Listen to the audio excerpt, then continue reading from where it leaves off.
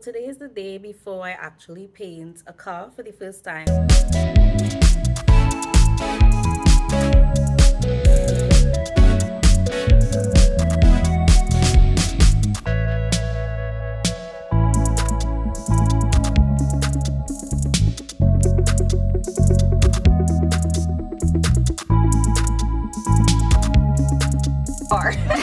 Because that'd be so cool, but I love the paint. It's gonna be beautiful. Thank you. It's so fun.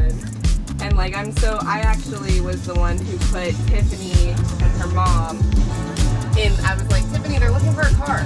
Yeah. Get in here. Aww. I know your mom's got a cute little car to be perfect size. Hi. We were just talking about you, Tiff. I was just saying. I was like, Tiffany, you gotta get your car painted. Go, go. I'm really excited. It looks really beautiful. Thank you. Right? That's how you know, like, it's just a base coat and Yeah. it already looks beautiful.